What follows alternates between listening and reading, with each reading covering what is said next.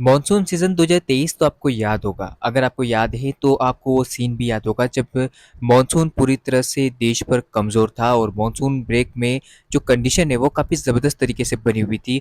El Nino अपने चरम पर था और सूखेग्रस्त क्षेत्रों में हालात ख़राब हो रहे थे। ऐसे में तब एक सिस्टम वरदान बनकर आता है जो बारिश देने में सक्षम रहता है और देश में फिर से जो सूखे की स्थिति है उसको कम करता है।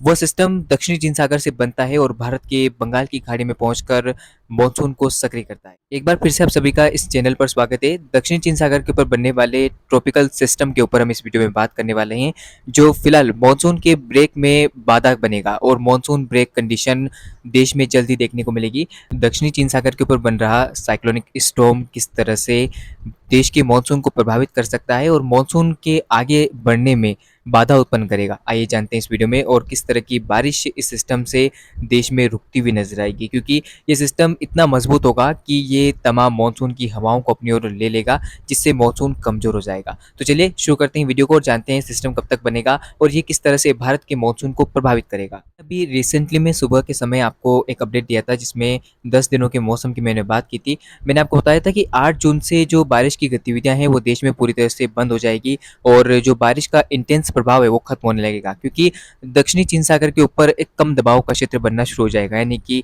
Low pressure area. और ये सिस्टम जो है वो इंटेंसिफाई होता हुआ आगे बढ़ेगा और इस दौरान जब मानसून की हवाएं बंगाल की खाड़ी में पहुंच रही थी, वो मानसून की हवाएं कमज़ोर होने लगेगी और वह हवाएं जो है वो इस सिस्टम में मर्ज हो जाएगी। जैसे कि आप स्क्रीन पर देख सकते हैं किस तरह से सिस्टम हमें बनता हुआ नजर आ रहा है। 6 और 7 जून के आसपास आप देख सकते हैं कि बंगाल की खाड़ी की हवाएं दक्षिणी चीन सागर की ओर लगातार बढ़ रही है। ये मानसून की हवाएं हैं और ये मानसून की हवाएं थाईलैंड के दक्षिणी भागों को पार करती हुई आप देखिए कि दक्षिणी चीन सागर में आगे बढ़ती हुई हमें नजर आ रही है। आप देख सकते हैं कि किस तरह से फिलीपींस के लगभग करीब आप देखिए समुद्र में यहाँ पर जो सिस्टम है वो डेवलपमेंट होता हुआ हमें नजर आ रहा है।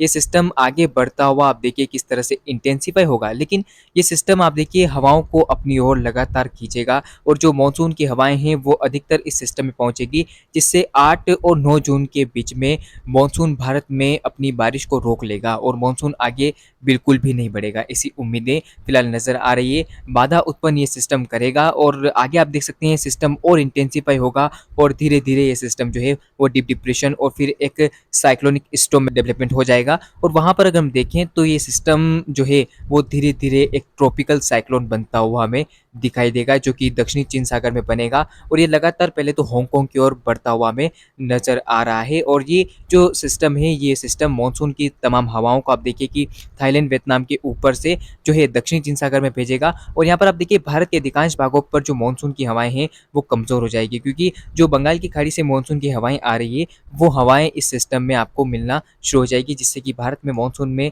जो कमी है वो देखने को मिलेगी बारिश में। और आप देख सकते हैं कि जो सिस्टम है वो पूरी तरह से एक ट्रॉपिकल साइक्लोनिक स्टॉर्म बन जाएगा, मानसून की तमाम हवाओं को अपनी ओर खींच लेगा, जिससे देश में बारिश को लेकर फिलहाल कोई परिस्थितियां बनती हुई नहीं नजर आएगी। और उम्मीद है कि 11 जून तक फिलहाल देश में मानसून की कमजोर स्थिति रहने की उम्मीदें नजर आ रही है और सिस्टम जब ये आगे बढ़ेंगे तो किस तरह की कंडीशन रहेगी इस दौरान आगे मैं आपको जल्दी अपडेट देने की कोशिश करूंगा। फिलहाल अब देश में किस तरह की बारिश होगी इसके ऊपर हम बात कर लेते हैं। चलिए जानते हैं बारिश के पूर्वानुमान। जैसा कि आप जानते हैं कि मानसून की हवाएं जब कमज़ोर होती है तब देश में बारिश को लेकर परिस्थितियां बिल्कुल भी नहीं बनती। ऐसे में बारिश भी कमज़ोर हो जाती है, नमी का प्रवाह बंद हो जाता है। ऐसे में समुद्र से आने वाली नम भरी हवाएं बारिश देने में सक्षम नहीं रहती है। ऐसे में आप देख सकते हैं जब सिस्टम बन रहा होगा तब देश के अधिकांश यानी कि उत्तर पश्चिम भारत के अधिकांश भागों में हिमालय क्षेत्रों में फिलहाल बारिश की कोई उम्मीदें नहीं बनेगी। इसके अलावा मैदानी इलाकों में पंजाब हरियाणा दिल्ली से लेकर गुजरात मध्य प्रदेश और मध्य भारत के जो बाकी इलाके हैं छत्तीसगढ़ उड़ीसा, वहाँ पर आप देख सकते हैं बिल्कुल भी बारिश होने की संभावनाएं फिलहाल नहीं दिख रही है और पूर्वी भारत के राज्यों पर भी जो बारिश की कंडीशन है बिल्कुल भी नजर नहीं आ रही है। ऐसे में हालात थोड़े गर्मी को लेकर बढ़ सकते हैं। उम्मीदें नजर आ रही है कि 9, 10 और 11 जून तक ये परिस्थितियां जारी रहेगी और जो सिस्टम बनेगा वो सिस्टम काफ़ी ज़्यादा इंटेंसिफाई रहेगा।